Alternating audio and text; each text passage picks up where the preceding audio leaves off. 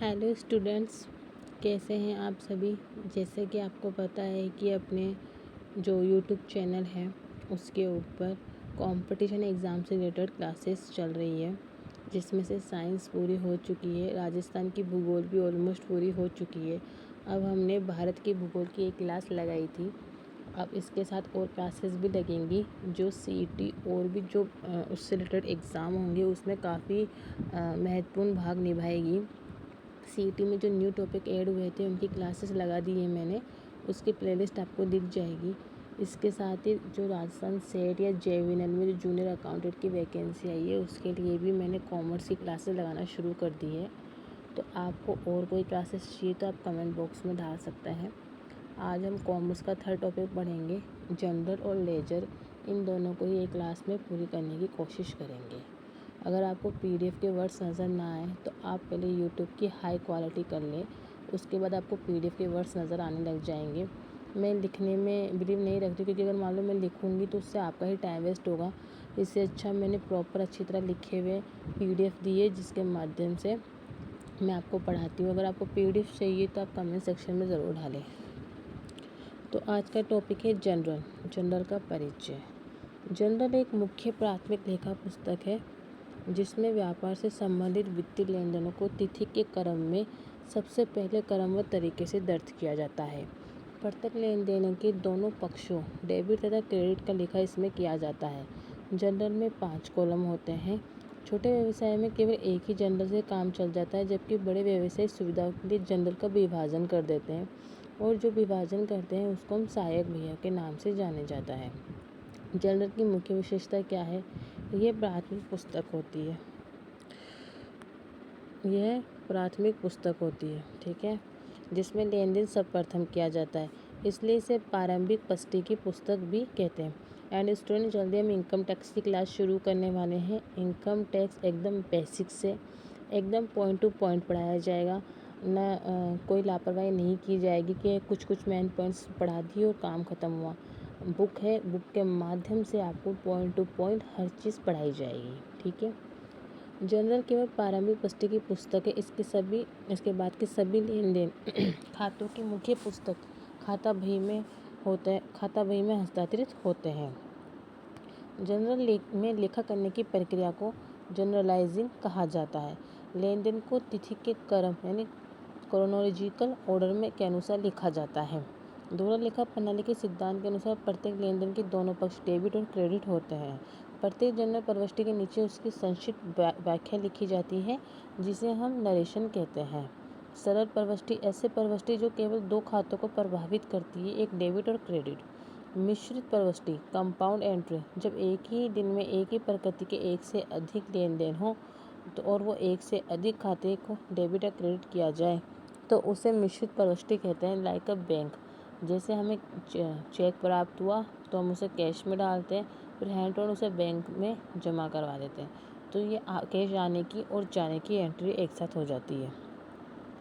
General के कार्य और लाभ, इसके मेन फंक्शंस क्या है? सभी लेन देनों को तिथिवार व्यवस्थित लेखा करना, नियमानुसार प्रत्येक लेन देन को डेबिट क्रेडिट पक्षों का विश्लेषण करना, खाता बही में खतौनी के लिए एक सुदृढ़ आधार प्रस्तुत करना, प्रत्येक लेन देन का एक ही स्थान पर पूर्ण व स्थायी रिकॉर्ड रख के उसकी अलग पहचान बनाए रखना। जनरल के क्या लाभ है? लेन देन के तुरंत बाद लेखा होने के कारण इसके छूटने की संभावना बहुत कम होती है। तिथिवार क्रम के कारण किसी भी समय किसी भी विशेष लेन देन को योजना के अत्यंत सरल होता है। प्रत्येक प्रविष्टि के साथ स्पष्टीकरण होने से भविष्य में लेन देन का कारण समझना सुगम हो जाता है। ये खाता बही में होने वाली अशुद्धियों को रोकने तथा तलपट मिलान में सहायता प्रदान करता है। जनरल की सीमाएं, जब लेन देनों की संख्या अत्यधिक होती है तो सभी को एक ही जनरल में लिखना व्यवहारिक नहीं होता, क्योंकि पुस्तक बहुत भारी हो जाती है। इसके अतिरिक्त यह नगद कैश की तुरंत जानकारी प्रदान नहीं कर पाता, जिसके लिए अलग से रोकड़ बही बनाई जाती है।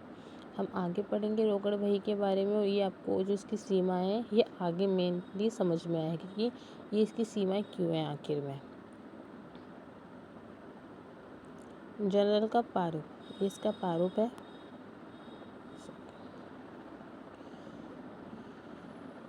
फर्स्ट में आता है मंथ या पूरी डेट आती है, फिर है पार्टिकुलर विवरण जिसमें खाते जिसका डेबिट करेंगे वो, 2 में ये देखिए, इसके बाद इसका ब्रीफ में जो नरेशन है वो लिखी जाएगी। ये है एलएफ, इसके बारे में हम आगे पढ़ेंगे। ये है डेबिट और क्रेडिट। तो अब महत्वपूर्ण के जनरल में प्रविष्टि करते समय एलएफ लेजर फोलियो का कॉलम खाली रखा जाता है। खतौनी करते समय इस कॉलम में खाता बही का वह पृष्ठ संख्या लिखा जाता है जहाँ पे उस खाते की खतौनी की गई है। अर्थात जैसे ये जो एंट्री है ये हम आगे खाता बही में करेंगे, तो खाता बही के कौन से पृष्ठ पे ये एंट्री होगी उसकी जो संख्या होगी वो इधर लिखी जाएगी। और जो खाता बही का जो वो बनता है, उसका जो पारो बनता है जो हम आगे सीखेंगे, उसमें भी ऐसा ही जैसे इसमें एलएफ वाला हुआ है ना, वैसे उसमें जेएफ यानी जनरल जो फोलियो है वो बनता है। उसमें क्या एंट्री होती है, उसमें क्या लिखते हैं कि भाई जनरल के अंदर ये एंट्री कौन से पन्ने पे हुई है, और इसमें क्या लिखते हैं कि खाते के अंदर ये वाली एंट्री कौन से पेज पे हुई है। खातों का पारंपरिक वर्गीकरण वैसे दो प्रकार से किया गया है। पहला है व्यक्तिगत खाता और दूसरा है अव्यक्तिगत खाता। स्टूडेंट, मुझे ऐसा लग रहा है कि आपको ये वर्ड्स दिख रहे होंगे, इसलिए मैं इसको ऐसे पढ़ा रही हूँ, आप हाई क्वालिटी कर लेना। व्यक्तिगत खाता, व्यक्तिगत खाता क्या होता है कि किसी व्यक्ति, फर्म, कंपनी या संस्था के नाम से संबोधित होता है। ठीक है, इसकी ब्राइटनेस बढ़ा देती हूँ। हाँ, होता है, जिसमें आता है अपने तो प्राकृतिक व्यक्ति होते हैं, कृत्रिम व्यक्ति होते हैं, प्रतिनिधि व्यक्ति होते हैं। अब प्राकृतिक व्यक्ति में जैसे मोहन, सोहन, हरीश का खाता हो गया। ठीक है, अब इसके बाद है कृत्रिम। अब कृत्रिम व्यक्ति क्या होगा, एक ऐसा संगठन जो व्यक्तियों का प्रतिनिधित्व करता हो। ठीक है, उसे हम कृत्रिम बोल देते हैं। तो जैसे हमारा बैंक हुआ, क्लब हुआ, लिमिटेड कंपनी हुई, फर्म के खाते हुए, ये सब के कृत्रिम है। और प्रतिनिधि प्रकार क्या होता है, जैसे अदत्त वेतन, पूर्वदत्त वेतन, आहरण पूंजी। अब इसको प्रतिनिधि क्यों बोलते हैं, अब जैसे हमने किसी को पेमेंट किया तो हम तो बोलते हैं भाई ये तो खर्चा हुआ, ये आय हुई।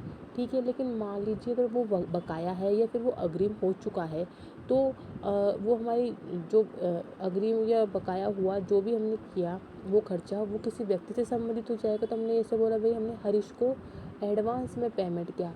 अब एडवांस पेमेंट किसका प्रतिनिधित्व कर रहा है, हरीश का प्रतिनिधित्व कर रहा है, इसलिए इन खातों को हम प्रतिनिधित्व में डाल देंगे। अब आगे आप और अच्छी तरह समझ जाएंगे। दूसरा टाइप होता है अव्यक्तिगत खाते। व्यक्तिगत खाते में तो व्यक्ति आ गए। अव्यक्तिगत खाते के भी दो प्रकार है। पहला है वास्तविक खाता, दूसरा है अवास्तविक खाता, जिसे नाम मात्र का खाता भी कहते हैं। अब व्यक्तिगत खाते में, वास्तविक खाते में कौन आता है, संपत्ति आती है, मूर्त और अमूर्त। मूर्त तो आपको पता है जिसे हम देख और छू सकते हैं, जैसे रोकड़, स्टॉक, फर्नीचर। अमूर्त जिसे हम देख और छू नहीं सकते, बस फील कर सकते हैं, जैसे ख्याति, पेटेंट, ट्रेडमार्क। अब देखिए, जैसे ये था व्यक्तिगत खाता, इसका क्या रूल था, पाने वाले को हम डेबिट करते हैं, देने वाले को हम क्रेडिट करते हैं। Debit the receiver and credit the giver. वैसे अव्यक्तिगत खाते का क्या नियम है, जो वस्तु व्यापार में आती है उसे डेबिट और जो बाहर जाती है उसे क्रेडिट करते हैं, यानी debit what's come in and credit what's goes out. अब इसके बाद है नाम मात्र या वास्तविक खाता। अब हमने संपत्तियाँ दिखा दी, व्यक्ति खा दी, अब खर्चे, लाभ, हानियाँ तो दिखाएं, तो वो सब के सब इसके अंदर आता है। जैसे वेतन खाता, किराया खाता। समस्त व्यय या हानियों डेबिट करेंगे और समस्त आय व लाभ को क्रेडिट करेंगे। Debit the expenses and losses, credit income and gains. अब देखिए, मैंने हर पॉइंट्स के बारे में नीचे आपको विशेष नोट भी दे के रखे हैं, तो ये पीडीएफ आपके लिए एकदम बेस्ट है। आप एक बार बिलीव करके प्लीज़ क्लासेस ज़रूर लें। यदि किसी नाम खाते यानी नॉमिनल अकाउंट के पहले या बाद में कोई जैसे आउटस्टैंडिंग, प्रीपेड, एक्यूट, अनर्ड जोड़ दिया जाए तो वह व्यक्तिगत खाता बन जाता है। जैसे अगर रेंट अकाउंट होगा तो उसको हम खर्चे वाले अकाउंट में दिखाएंगे, नहीं अवास्तविक खाते में, लेकिन उसके आगे आउटस्टैंडिंग रेंट लगते हैं वो कहाँ चला जाएगा, प्रतिनिधि खाते में। ठीक है, अब है खातों का आधुनिक वर्गीकरण। जैसे मैं कुछ एग्जाम्पल दे रही हूँ जो आपको बताएंगे ये कहाँ आएंगे कहाँ नहीं। जैसे संपत्ति खाता है, बढ़ेगी तो मैंने बताया था संपत्ति बढ़ेगी तो डेबिट होएगी और घटेगी तो क्रेडिट होएगी। तो इसके एग्जांपल क्या है, कैश, बैंक, भवन, फर्नीचर, भूमि, गुडविल। अब जैसे आपने देखा कि हमने बैंक को है ना कृत्रिम कृत्रिम व्यक्ति में दिखाया है ना, तो अब आप ये भी बोल सकते हो बैंक भी हमारी संपत्ति है, पर बैंक व्यक्तियों का संगठन है, वो प्रतिनिधित्व कर रहा है, इसलिए वो व्यक्ति वाले अकाउंट में जाएगा। दायित्व खाते, दायित्व बढ़ेगा तो क्रेडिट में जाएगा और घटने पे डेबिट में होगा। ठीक है, तो इसके दायित्व क्या होते हैं, बैंक ओवरड्राफ्ट, लोन, बीपी और बिल्स पेएबल, देय विपत्र और लेनदार। अब पूंजी खाते, अब पूंजी क्या है, अपने लिए ये एक तरह का दायित्व भी है, क्योंकि ये जो हमारे स्वामी होते हैं, कल मैंने आपको बताया था कल की क्लास में कि जो बिजनेस के जो ओनर होते हैं, हम ये सोचते हैं कि ना जो बिज़नेस है वो चालू रहेगा हमेशा, बीच में कभी भी बंद नहीं होगा। इस पर्पज़ से कभी बिज़नेस ओपन नहीं किया जाता है, इसलिए है ना बिज़नेस के मालिक को जो बिज़नेस से अलग रखा जाता है, दोनों का अस्तित्व अलग अलग होता है। इसी वजह से जो पूंजी लगाते हैं व्यापार में, हम उसे दायित्व मानते हैं। तो जब ये बढ़ेगी तब क्रेडिट, कम होगी तो डेबिट। तो स्वामी की पूंजी और चालू खाते, आगम आय खाता, ये क्रेडिट और कम होगा तो डेबिट, जैसे विक्रय, प्राप्त ब्याज, प्राप्त कमीशन, लाभांश। वे हानि खाते, बढ़ेंगे तो डेबिट और घटेंगे तो क्रेडिट, जैसे परचेज, वेतन, किराया, मजदूरी, हास्ट, डेप्रिसिएशन। अब महत्वपूर्ण जो जनरल प्रविष्टि होती है वो हम सीखेंगे। अब जैसे हमने बिजनेस शुरू किया तो बिजनेस में क्या आया, कैश आया, ठीक है। मैंने क्या बोला, संपत्ति आएगी तो हम उसको डेबिट करेंगे, लेकिन वो संपत्ति आई कैसे, जो ओनर है वो कैपिटल लेके आए, वो हमारे लिए क्या है, दायित्व है, तो वो क्या होगी, क्रेडिट होएगी, ठीक है। तो क्या एंट्री होगी, cash account debit to capital account. अब अगर कोई कैश से ना करे और संपत्ति और स्टॉक से व्यापार करे, तो अब एसेट और स्टॉक हमारे व्यापार में आ रही है तो संपत्तियाँ बढ़ रही है, तो ये क्या होगी, ये डेबिट होगी। और ये कैपिटल के माध्यम से आ रही है, मतलब कैपिटल, उसकी कैपिटल है, उसकी पूंजी है, चाहे वो पूंजी के रूप में कैश ना ला के स्टॉक और एसेट ला रहा है तो उसे क्या करेंगे, टू कैपिटल। अब है माल के क्रय विक्रय से संबंधित प्रविष्टियाँ। नगद माल खरीदने पे हम क्या एंट्री करेंगे, purchase account debit to cash, ठीक है। माल आ रहा है तो परचेस हो जाएगा और कैश जा रहा है तो टू कैश हो जाएगा। पर ये आ जाएगी सुरेश से उधार माल खरीदने पे। अब उधार माल खरीदा है तो हम कैश तो लिख नहीं सकते। मैंने क्या बोला था कि अपने दायित्व बढ़ेंगे तो उसको क्रेडिट करेंगे, तो सुरेश अपना क्या हुआ, लेनदार हुआ, दायित्व हुआ, तो purchase account debit to Suresh करेंगे। और नगद माल बेचने पे क्या करेंगे, कैश आ रहा है, सेल हो रही है, तो cash account debit to sale. माल पे हमेशा हम सेल ही लिखेंगे, अगर कोई फर्नीचर वगैरह बेचते हैं तो उसे टू फर्नीचर कर देंगे, ठीक है।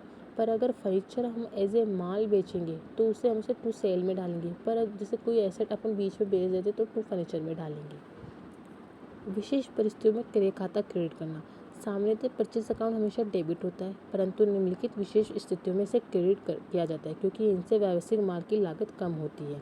जैसे स्वामी द्वारा निजी उपयोग हेतु माल निकालना, तो क्या एंट्री